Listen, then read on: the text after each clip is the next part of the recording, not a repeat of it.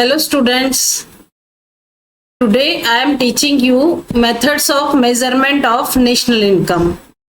Yesterday I taught you different concepts of national income: GDP, GNP, NNP, NI, PI, DPI. And in previous chapter I explained you the definition of national income. If you have not watched my all those videos, I request you to go to my channel and watch all those videos. Otherwise, you will not be able to understand my today's lecture, that is measurement of national income. However, I will revise some concepts in brief in today's lecture also. Still, if you will not understand it in detail, then it will be really difficult for you to understand the today's lecture. So I request you to watch all those, and if you like, then please I request you to please like, subscribe and share also. Then I start today, that is the measurement of national income. You already know what is the national income. National income is the national income is measured in the time frame of 1 year. As I already explained you, it is measured in time frame of 1 year, and it is the total monetary value. National income is the total value of all goods and services produced in a country during a year. You can see this, during a year. Year is a very important thing is here. The time frame, within a time frame during a year, it serves as an ultimate barometer of a nation's economic performance and health. As I already explained you in earlier videos, that this is the ultimate barometer of nation's economic performance and health. Whatever is the nation's economic performance and health, it is reflected in the national income only. How it reflected it, for this you have to watch my previous videos. And today a basic revision. This is GDP, gross domestic product, you know it, C plus I plus G plus C plus I plus G. GNP, that is gross national product, that is C plus I plus G plus X minus M. Then net national product, as you already know, we get it after deducting depreciation from the GNP. We get NNP, and NNP at factor cost will always be equal to the national income. Then from this when we add the transfer payments and subtract social security contributions and other various other things, then we get the personal income. This is the brief revision of the previous lectures. Now see the how national income is measured.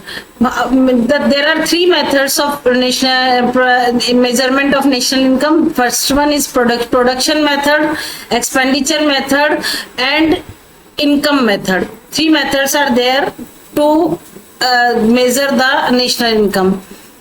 First one is the production method. How through production method we calculate the national income of an economy. For this, identify the production units. First of all, identification of the production units will be there. Then calculate gross value of output. And after we deduct the intermediate consumption, whatever intermediate, and net value added will be added, and through this we get the gross value of the output, that is wheat plus flour plus bread. Means, as I already told you, that in production method there is problem of double counting. So either we have to add the net value added, or we have to deduct the intermediate consumption. Now like this we get the gross value of production. We must deduct intermediate consumption, so we only measure the new value created at each stage, avoiding the trap of double counting. As I already told you, explained you this in my earlier videos, what is double counting. Next method is income method. It measures the total income earned by the factors of production. You know the factors of production. What are the factors of production? Factors of production are land, labor, capital, entrepreneur. These are the factors of production. Then what the land get? That land get the rent.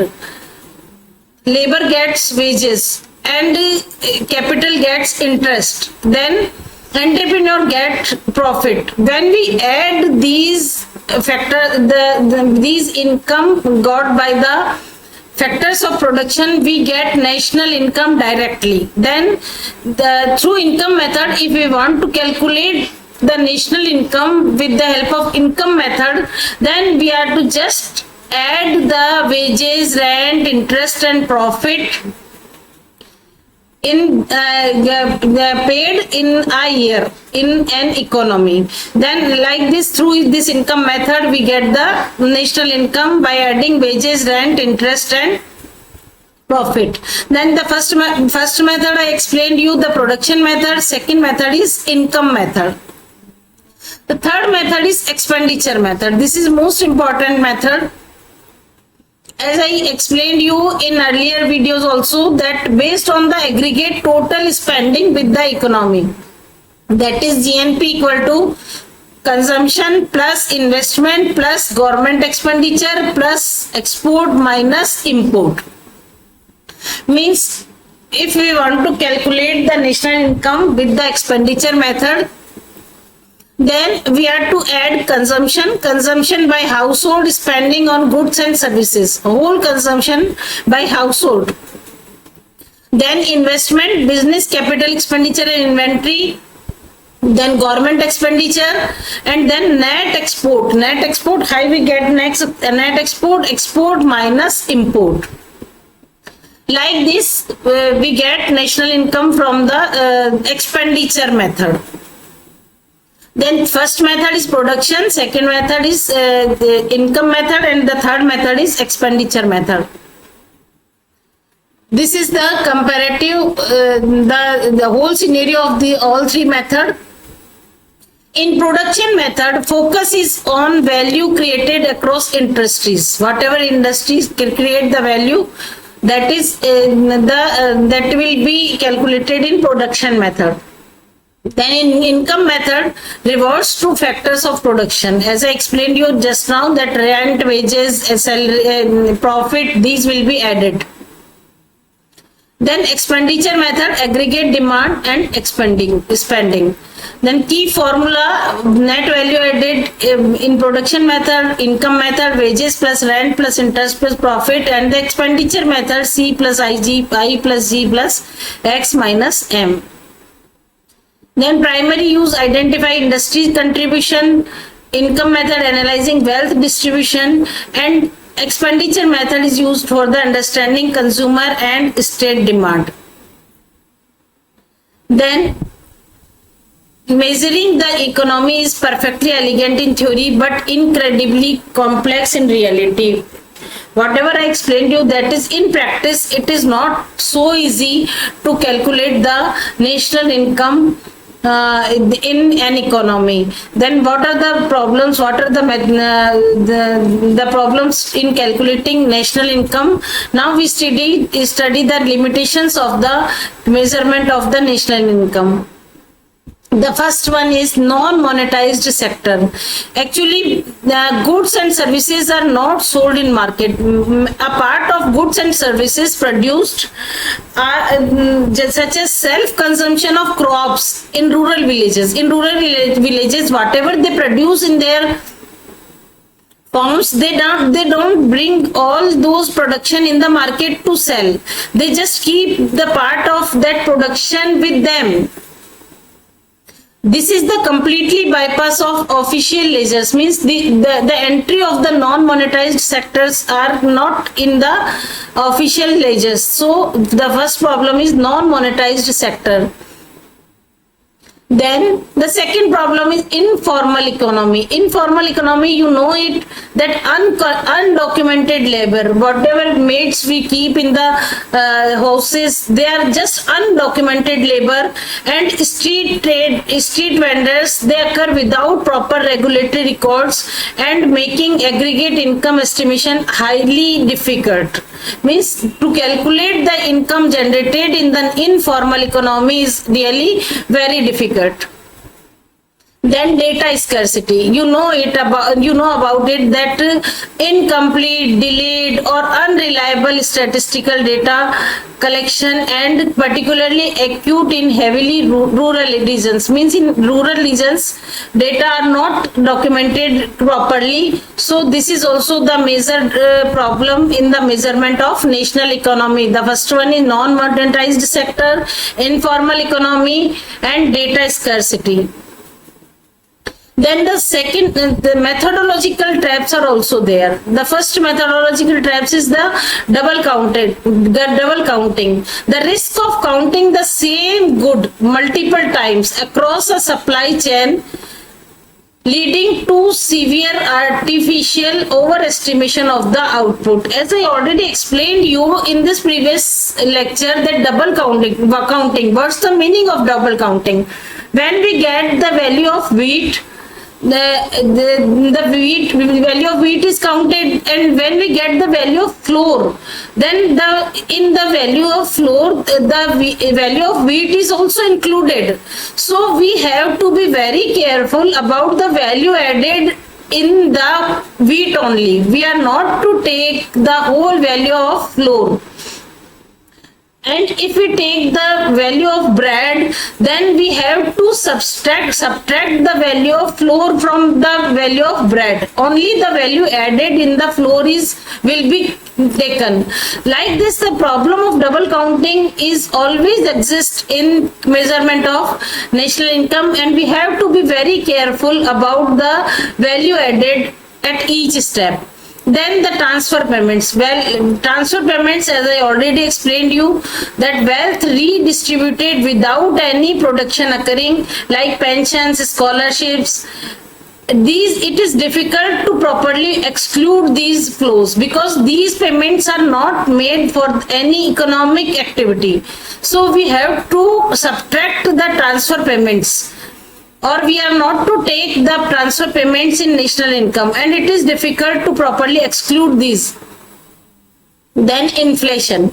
Inflation creates the illusion of growth. As I told you that national income is the barometer of the economy's health. Then if due to inflation only the national income increases, then it will not reflect the development in the economy. Inflation creates the illusion of growth. To measure true output, matrices must be constantly adjusted towards using real prices.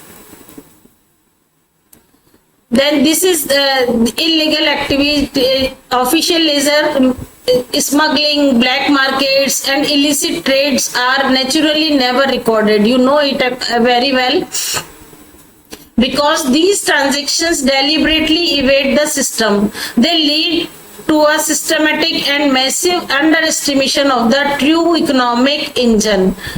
Means in the hidden economy is also the drawback in the measurement of national income, because these always exist in economy: smuggling, black market, illicit trades, but these are not accounted in the national income measurement. So these are also the drawbacks to measure the national economy. Then national income measurement remains the vital compass for macroeconomic planning. In conclusion, we can say that national income measurement will always remain the vital compass for macroeconomic planning. No single method is perfect. Means either production method or income method or expenditure method, not a single method is perfect, but by utilizing all these three methods and continue adjust for the new non-fractions of the real world, nations can accurately chart their course towards sustainable economic health. Means all, not a single method is perfect. Still we have to choose that which method we are to use, either income method or in which sector which method is comfortable. Means if in agriculture sector we take production method, in service sector we have to take the income method, because in service sector it is not really visible how much production is there, or sometimes we have to take the in expenditure method also. By using all these three methods, national income is measured. Thank you. Thank you so much. These are the three methods of measurement of national income. Students, if you feel difficulty in this lecture anywhere, you can write in the comment box.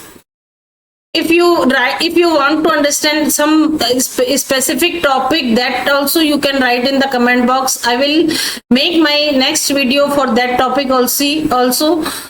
And I also request you to like, subscribe and share also. Thank you very much.